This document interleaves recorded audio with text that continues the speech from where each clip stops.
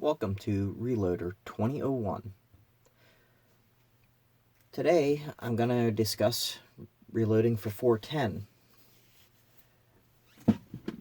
I started loading for 410 because, for one, it is extremely expensive, and two, I actually made my own kit for reloading, kind of off of the Lee hand loaders. Just for the one reason is I mainly reload shot shells for my tourist judge.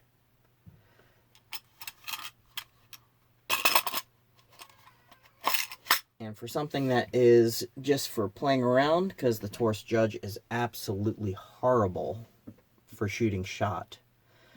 For shooting a little bit of skeet and just playing around the range, I don't want to spend a lot of money for something that it's okay for rodent control or snakes, but that's about it. So today I'm going to show you the homemade kit that I made for reloading 410 just with the stuff I had laying around my house. As you can see right here is the entire kit. I'm just going to start by just reloading one shell just to show you that what I'm using is a AA HS hull. And I start by punching the primer. All this is just a stack of fender washers. I just taped them together just to give me a place to punch the primer out, and a cheap dollar store nail punch.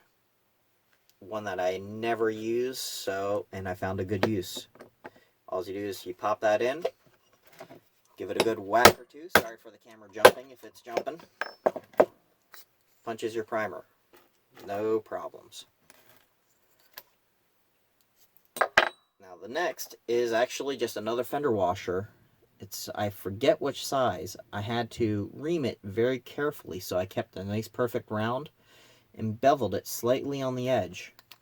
What this does is actually sizes the brass back. Pushes it in about 2/1000ths of an inch. All you really need. And this is one of the few things I did buy, was just a 1/2 inch pipe nipple. So I can bring it up over the washer,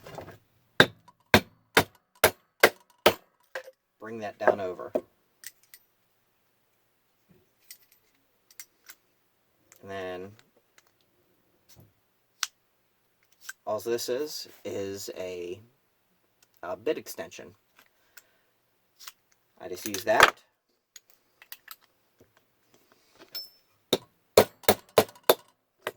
Bring it back out. Now it's sized and deprimed. Now the next step is where you have to be careful.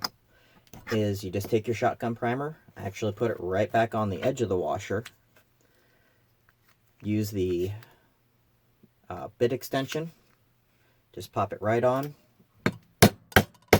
give it a few taps, seats it in just nicely. Just make sure it's flush, that it doesn't stick out. The next is I use Reloader 296, or Winchester 296 powder. Now, I make this kit that I can take it with me. I use the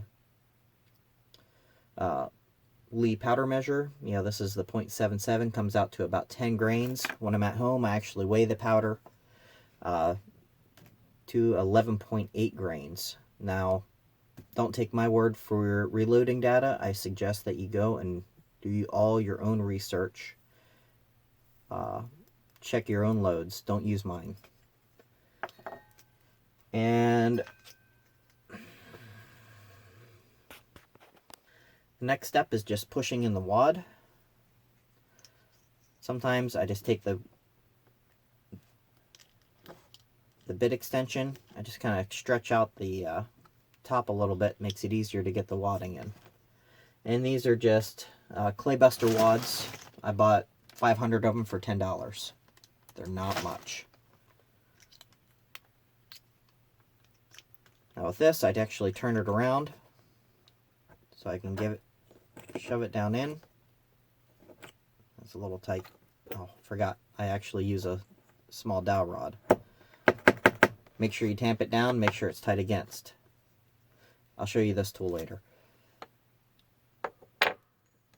And the next is actually shot. Now what I use for my shot measure is actually, I think this is a 270 piece of brass. You can use a piece of, I've also had a shotgun. I just like the brass because it seems to hold up better than the plastic. And you just scoop it into your lead shot to about even. And then carefully pour it in.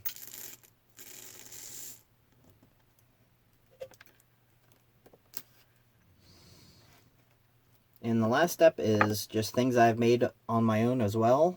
A starter crimp. All this is I just made a cone and filled it with some epoxy, the putty epoxy. And all that is plastic spoons handles that I use to actually start my crimp. So you just push that on, line it up a little bit, just give it a press, gives your crimp start. Now one other thing I do use just to help keep that from belling out is from my last video when I used that spacer, the 7mm Remington mag. This is the rest of the brass. It actually fits over 10 gauge quite well and keeps you from flaring out the end of it. So this tool here is actually just the second step of my crimp. I forgot to do this. You just press, all it is the same epoxy. I put it on the end of a dowel rod, and it's just rounded on the inside. And I just work it around, and it presses down the crimp to where it's almost crimped. Then this is where I put the piece of brass that fits snugly over it. Use the other end of the dowel rod, and I just finish the crimp. Now this is where you have to kind of press a bit hard.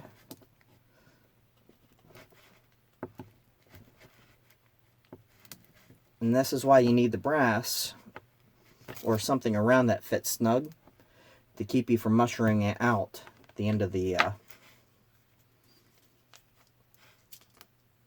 shell. As you can see, nicely crimped. And now I got a fully loaded 410 ready to shoot, and this I use number 9 shot.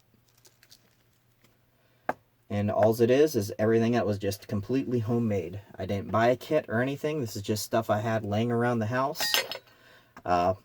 Piece of 7mm brass, which you can use anything else that fits snug over it. All it is for when you're doing your final crimp.